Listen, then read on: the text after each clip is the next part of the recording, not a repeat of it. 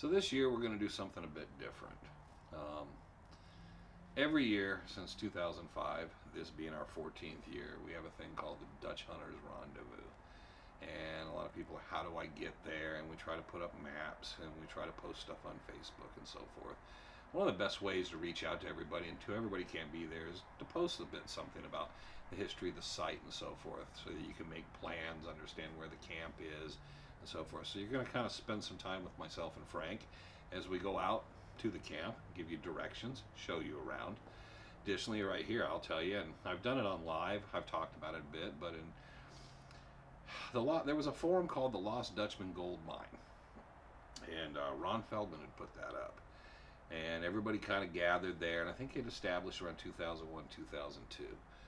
Well, around 2004, everybody was talking we should get together sometime and do something. And back then, there still were some of those Dutch hunter grudges and some mixed bad feelings between people. But everybody talked about it would be great to come out and just kind of meet one another face to face. Leave your baggage at the door, come out, just sit down, share food, share a campfire, tell stories, see what goes on.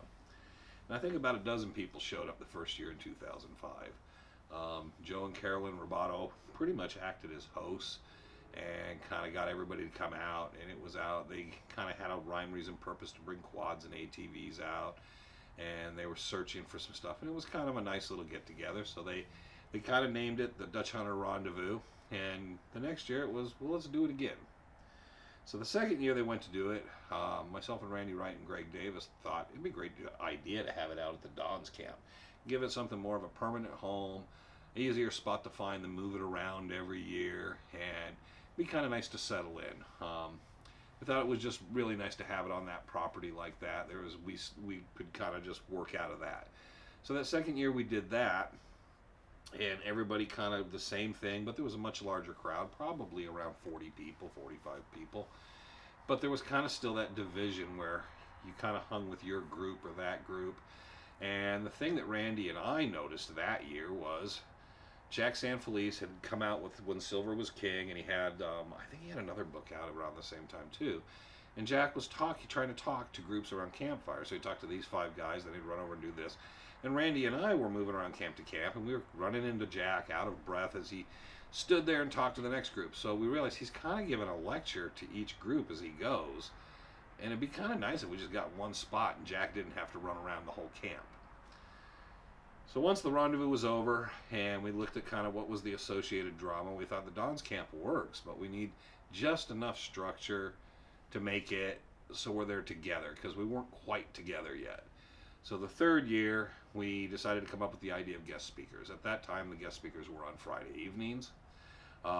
We had Jack Sanfelice and the company, Apache Junction Company of the Arizona Rangers, come out, and they were a historical group, and they talked about the Rangers and through back in their past history, and from the Arizona Territory up through to current day. And it was really nice. We had everybody gather together in the main ramada. We had a big fire. It was just nice, cozy, and it worked really well. We continued that, and I don't know which year Clay Worth spoke. We had a number of different speakers over the years, but one year we decided, you know what, Friday night, let's make that kind of, we get together, have campfires, sit around, tell stories. Let's do that as our kind of open mic night for everybody, and then what we'll do is we'll have our guest speakers on Saturdays. And that's pretty much what we did. We switched that around, and since then we've had the guest speakers on Saturdays. Fridays we've had the kind of the open mic night, I guess you call it now. We just call it just sitting around the campfire together, meet and greet and kind of hanging out. We've had hikes, and it depends on the weather, the availability, what people want to do. We've, depending on whether or not they're working cattle at the Quarter Circle U Ranch, we've taken tours there. We've kind of done a number of different things. I know we went up to the upper and lower Daysite mines on hikes. We went to the Miller mines or the Chuck Crawford mines. I know we went to the crematory one year.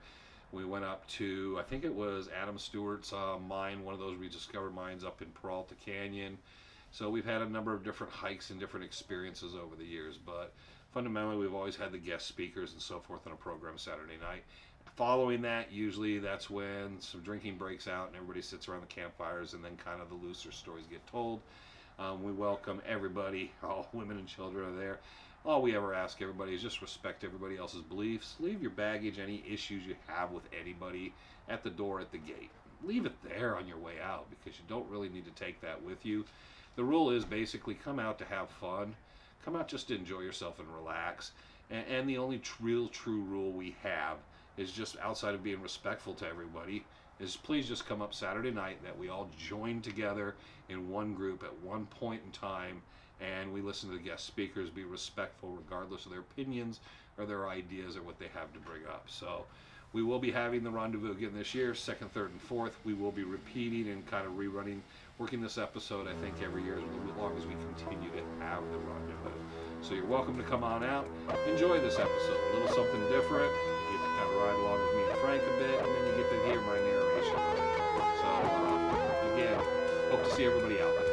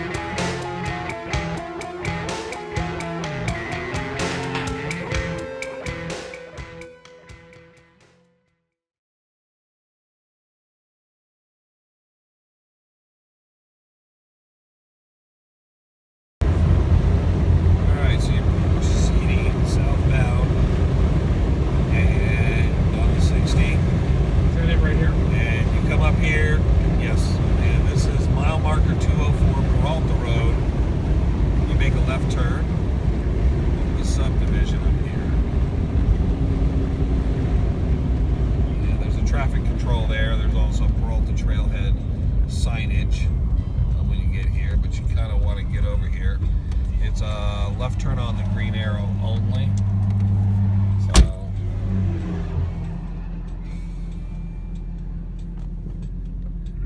get the green arrow. Now when you first make the left turn, you work your way into a subdivision here. The speed limit is 35 miles an hour. Please obey. And it's a short distance before you get to the dirt road. So this paved road here is nice. Nice quiet neighborhood. You'll be going by the school, the elementary school here in just a moment. So you just continue straight through this neighborhood, and it will lead you up here. You'll be able to see it in just a moment. Wind you through. Nice area. Superstition's coming into view.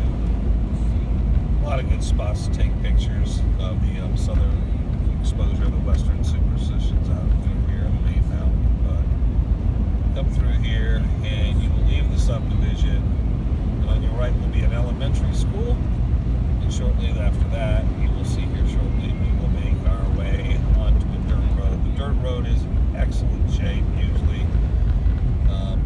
Little rough on shake the car up a little bit, but there's nothing major. It's generally, for the most part, the road is extremely wide, so you'll have plenty of room.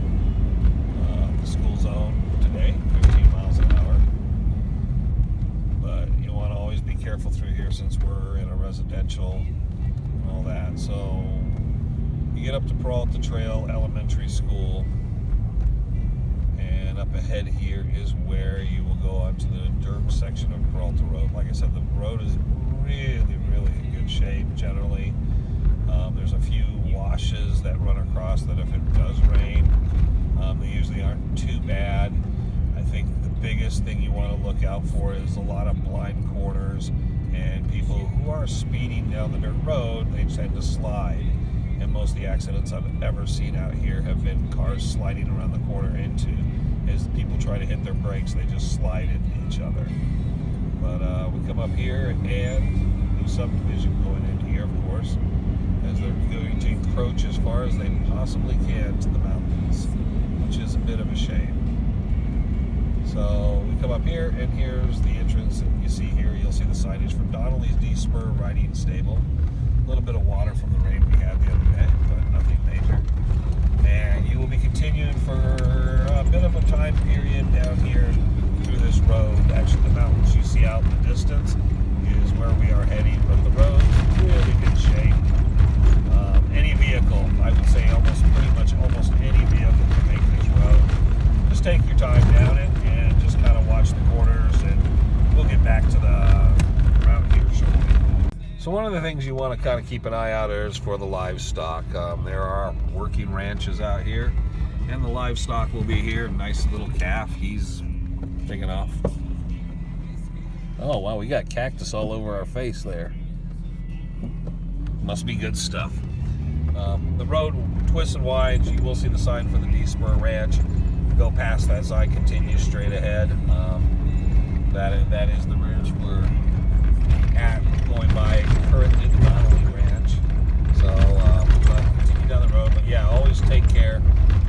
Four-wheeled vehicles could be a hazard on here when the road's dry. You can be sliding around out here. And of course, there is it's a cattle ranch, so you're going to run into the longhorn steer. As you get closer down in, other things look out for. You may see rattlesnakes. Early morning, sometimes afternoons, you may see tarantulas crossing the road. And then the other thing that may come spooky, there are mule deer and bighorn sheep out here. So, and this area stretch right here, as we're coming up next to the mountain here, getting further along, is an area I've had bighorns jump out and rush and shoot south across the road several times. So you always want to look out for them. Those pretty good sized animals. They're going to put a big dent in your vehicle. So as you get up to this mountain area here, and you're kind of starting to work your way in the mountains, you'll notice that the road is winding. So take care through here. There's potholes, of course. It's a dirt road, but even more so, there's a lot of blind spots. And if the other guy's not being cautious, he's going to come slipping and sliding right around there. And you're going to be in a world of hurt when you guys just kind of run right into each other. The road obviously is narrowed at this point. You're looking over at the Dayside Cliffs there, which is to the left. And you see Miner's Needle. When we come up out of this, this is one of the, I believe one of the last washes we'll cross here. Miner's Needle right in front of us there. And it's sticking up. So, and one of the worst hairpins on the road is coming up where your turn is to go up to the Don's Camp. So you're following the road, and like I said, you pretty much just stick to the road the whole trip. And kind of like watch these turns. Like I said, you can't see anybody's coming. We pretty much have the road and everything to ourselves today, which is a nice thing. Well, this must be the last one. There's the last wash. So come through here.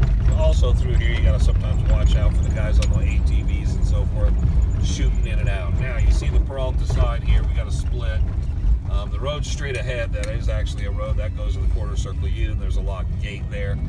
Up this hill on this blind turn is where you go to the Peralta Trailhead. About 1.5 miles, you'll be turning towards the Dayside Cliffs in this wide. I've seen probably most of the accidents right on this little turn hill here. Guys coming down, misjudge, come in too fast. The guys coming around the corner and they slide into each other. So, but there's the good shot of the Dayside Cliffs over here, and then of course we're directed back at Miner's Needle, straight dead ahead. So we'll pull up, and what we'll be looking for here is a gold mine trail coming up here shortly. Alright, so we have Miner's Needle up dead ahead of us. We're looking at Peralta Canyon, used to be known as Willow Canyon. Over here's the Dayside Cliffs. You'll see peeking out through there, little outbuildings and shelters and so forth. That is the Don's Camp. So it's coming up here on our left. If you end up at the Peralta Trailhead parking lot with the restrooms, you will know you've gone too far. Turn around and come back. The sign you're looking for is right up ahead here. And it will say Peralta Trailhead.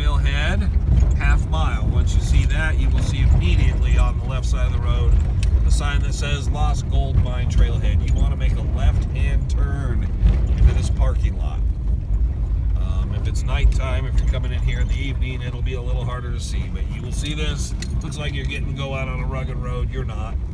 There's a bit of signage, and you will come to a big wide open parking lot. Now when you come into this parking lot, you will go straight to the back there where the signage is, and all the way, so kind of heading dead kind of straight down west to the mountains, I believe. And then as you get down here, you will see there's a road off to the right. This little trail road going up here, it's a little kind of rough.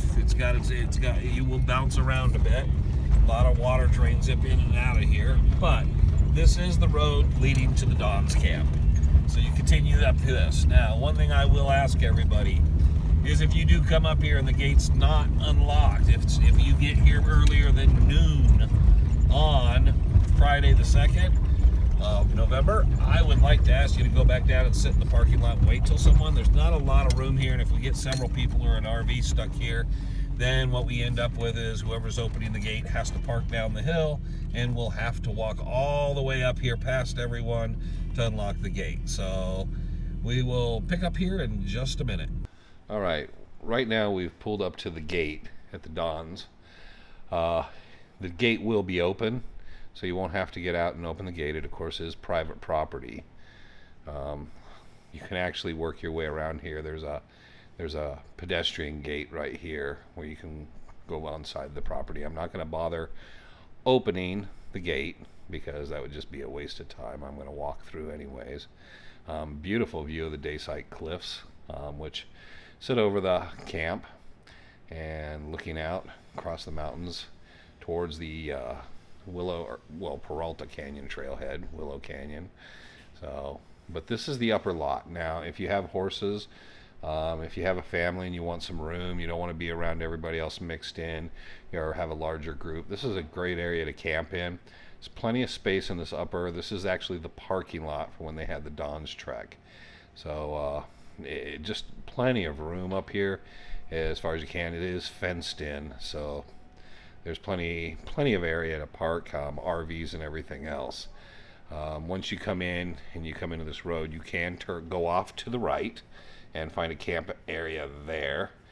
This is the monument sign. It's pretty good condition. Look like they've given it a fresh coat of paint for the Dons of Arizona base camp. And when you come up, there is a left turn just past the sign. Now, if you come in the night, there is almost no light in camp, so it will be almost pitch black. And to go to the lower camp, you need to come down this hill that is just over to my left. But I'm peeling around back towards the gate, and you have all this room in the upper camp to camp. So if you want to kind of get up there and camp up there, free field to do so. I'm coming down the lower camp now. RVs have made it down this road. The road, generally by Discovery Camp, has been maintained and graded and cleaned up. Right now, it's going to be a little ruddy and a little bit kind of rough coming down in here. It is very passable, but it is a bit rough kind of dropping back down in here right now from all the storms. We've had that significant amount of rain through August, September, and even into October now. So as you come down and you approach into the camp, there is an upper and lower on the lower camp. The lower camp is going to be just open spaces. There's a couple fire rings down in that area and a number of different spots to camp in, RVs, trailers, tents, and so forth we usually have, and it's kind of private down that way. As we approach here, you can look down to your right when you get to the base. That's the women's restroom. It's usually stocked and maintained and opened. Most of the women would rather us stand guard at the door of the bathroom to the left there, the men's restroom, because it's actually closer into the camp and you don't have to walk down this pathway, even though things have been cleaned up and maintained better than they had in years previous. So we're kind of working our way up towards the main Ramada more, but you would take that road there and make a left to go into that lower part of the lower camp, which we'll have a good view of that here shortly. It's best to go forward, proceed, rather than come up this road. If you come up this road, you kind of run right back into it. It's very rutted, very bad shape through there. But now you're getting a good shot at all the open space, and that goes down as far as you can see down there.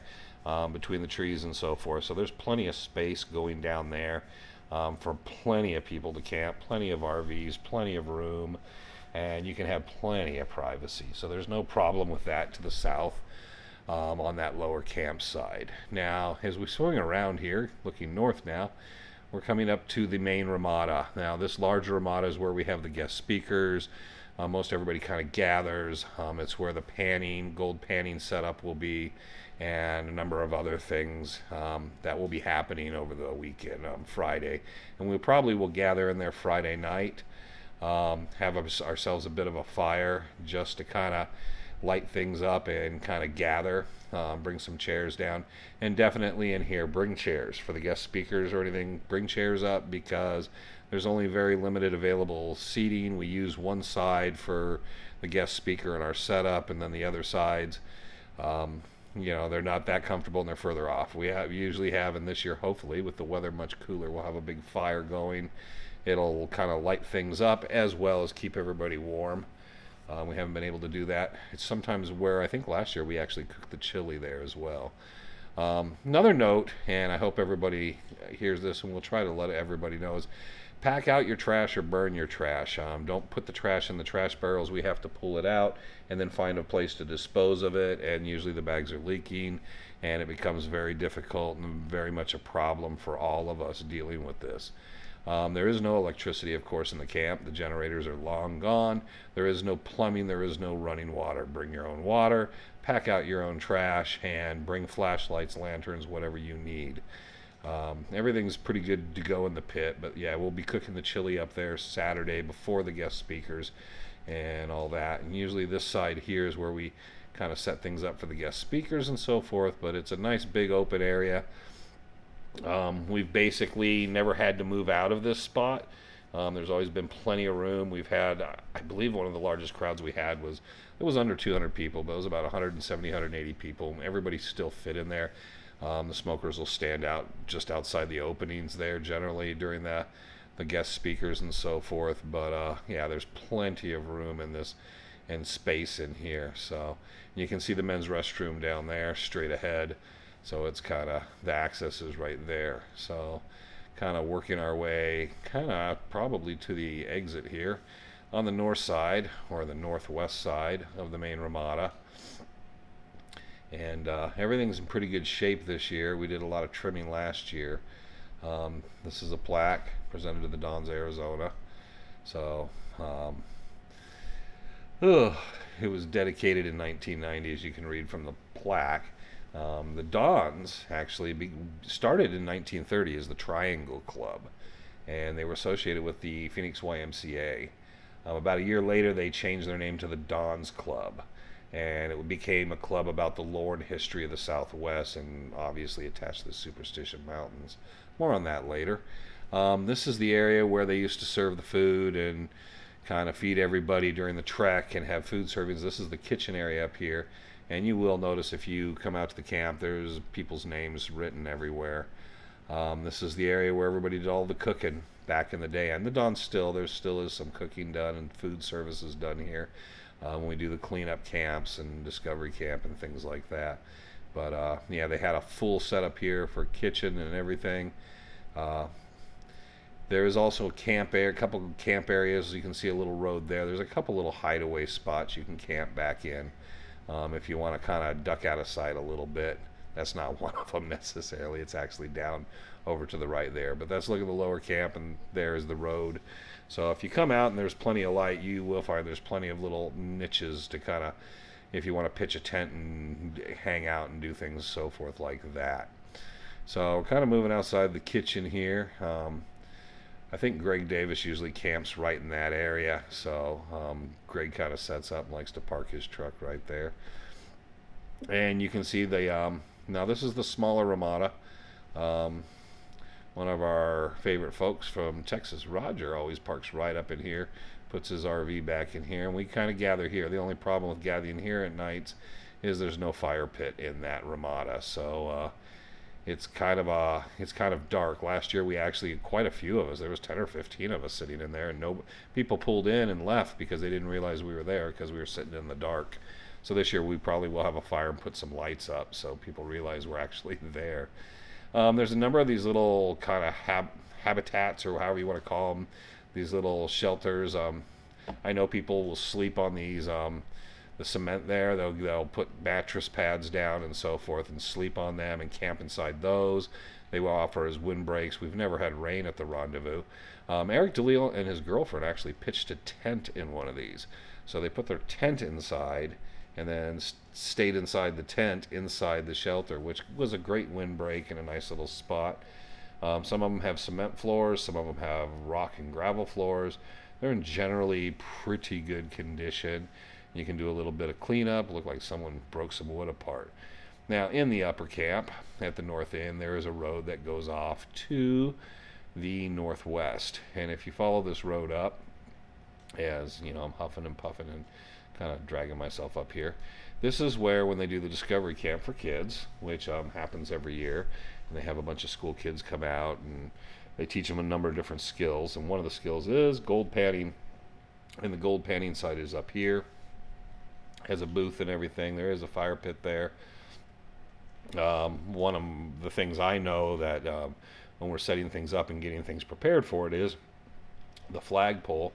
It's a big heavy pole, and we have to get it stand up and get it vertical and get it to fit in the slot in that boulder there just to the right. It's not a pleasant thing because that thing starts moving around on everybody as we go.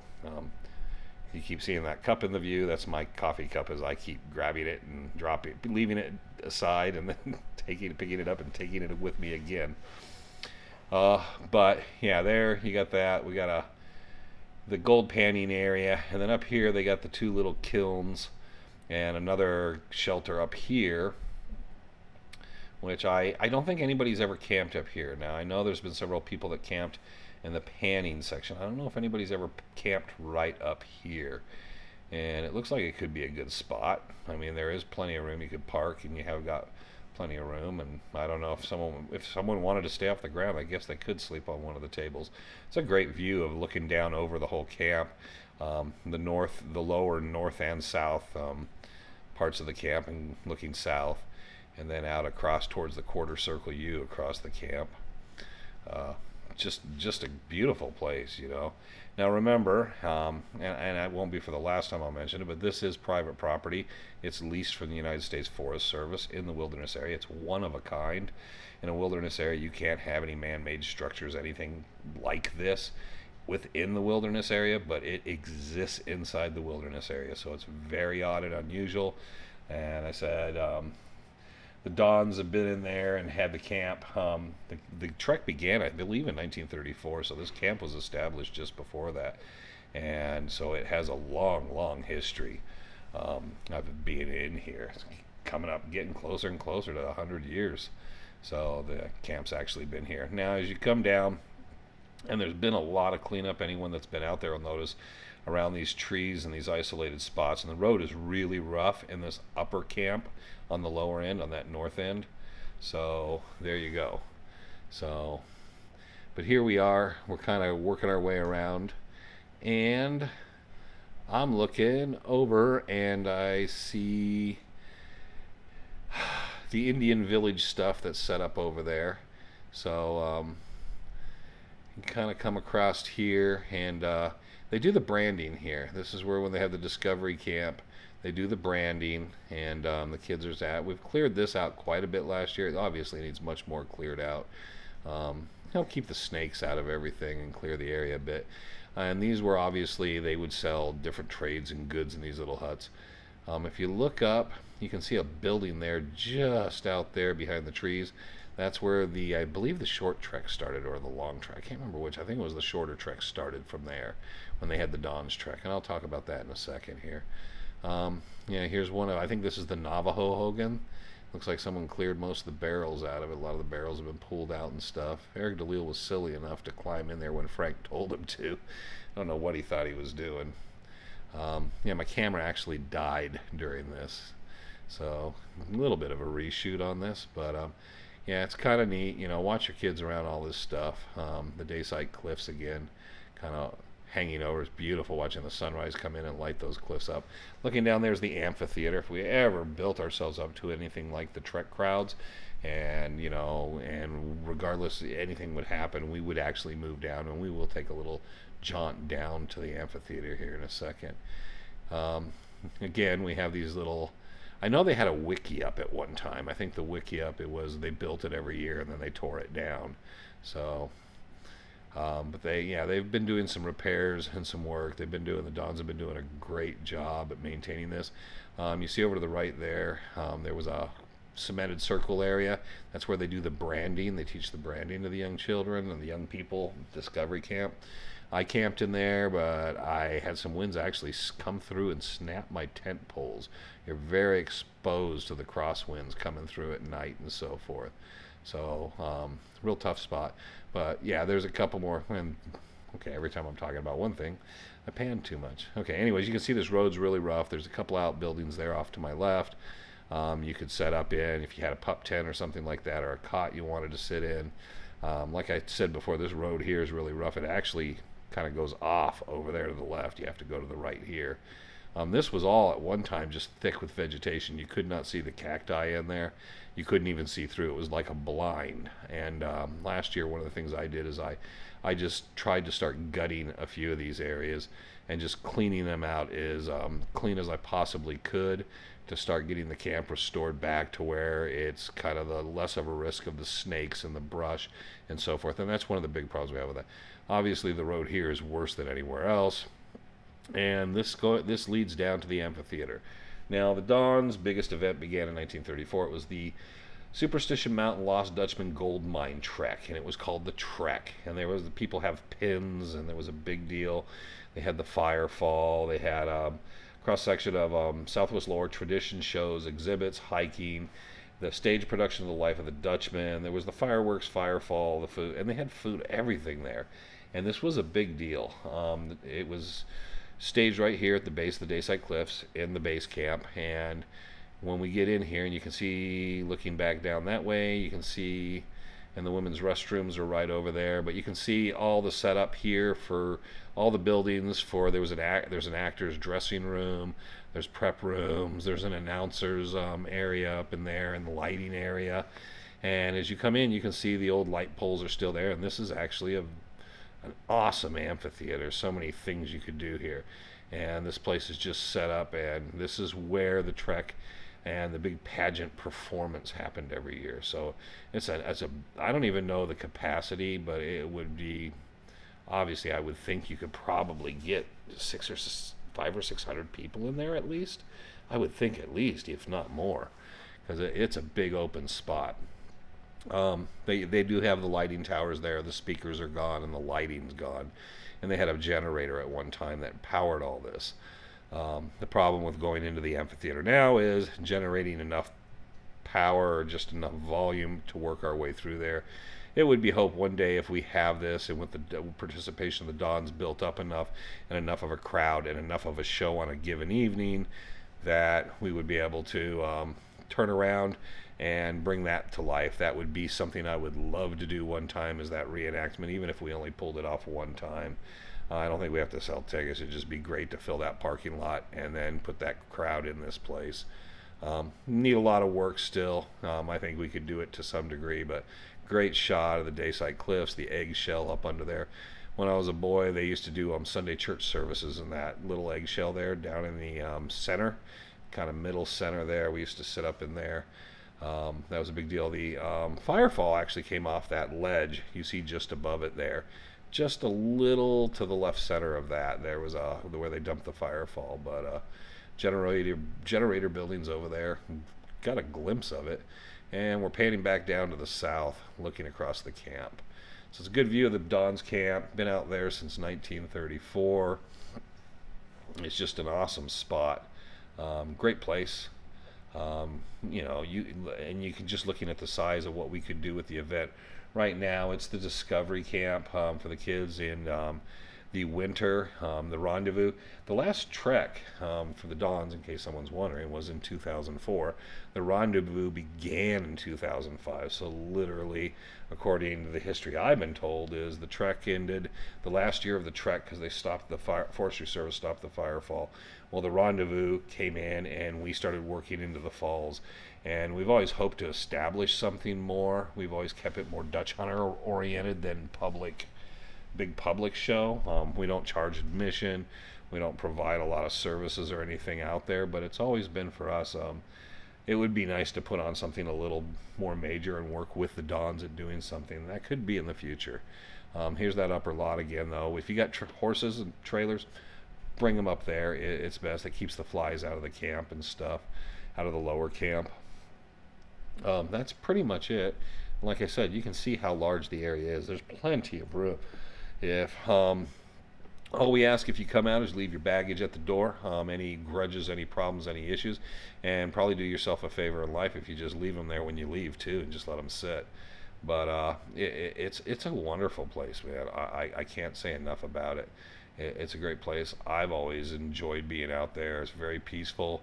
You hear the coyote calls at the night, but the Dons Camp, originally started as Triangles Club, became the Dons Club, and it's now the Dons of Arizona.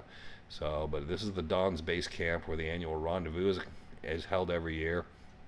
We welcome everybody. Bring your own water, bring your own trash bags, haul your trash out if you can't burn it. Come stay, go back in town and come back out the next day. We try to keep everybody busy. If you're a little shy, just pull up a chair and listen. Pull up to a group, introduce yourself, and even if you don't introduce yourself, we don't bite. We'll just keep talking. We'll look over at you and we'll just keep going. So if you have questions, ask somebody. That's even more so. Guest speaker is on Saturday night, so we open the gates 12 noon, usually Friday. Guest speaker is on, and then Friday night we just kind of have a casual get-together. Saturday night will be the guest speaker, and then after the guest speaker, a lot of us kind of gather around some fires and sit around and do some drinking and swapping and storytelling through the rest of the night. So definitely, though, for anybody who wants to come out, kids are welcome too. I know Sandy Maxwell said she was going to bring out some amanos and matate and do some corn grinding and show them how to grind corn. Woody Wampler should be out again, showing panning and stuff. Anybody who wants to learn, teaching them how to pan and how to look for gold and so forth. I'm sure you'll have the dowsing rods. I'm trying to get Frank. We'll try to set something up for metal detecting. Kind of teach the kids while we're out there a little bit, not like Discovery Camp, but a little something like that for the kids, but even adults too. If you think you know it all, there's no one better to learn panning from than Woody Wampler. No one better to learn metal detecting from than Frank Augustine. So, but just a great view. Imagine waking up in the morning, you stand up, the first rays of the sun are hitting that mountains, and yeah, it's just such a great place. Cool air, should be great weather this year. Like I said, we've never had rain. You couldn't ask for a better place. So I welcome you all and invite you all out to the Dons Camp, and hope you find your way out there and hope to see you. So I'm sure everybody's kind of watched through there. You kind of got some certain ideas and whatnot. Gates will be open Friday at noon. I really hope to see everybody out there that can make it. Come out, Saturday if you can during the afternoon and stuff. We have chili. I cook up a pot. I kind of dish it out to everybody until it runs out. Bring your own food if you like. If you want to cook up some steaks, hamburgers, hot dogs, whatever you want. But we do that. We offer that up. Bring your own water and everything. It's a primitive camp. Remember, it's in the wilderness area, but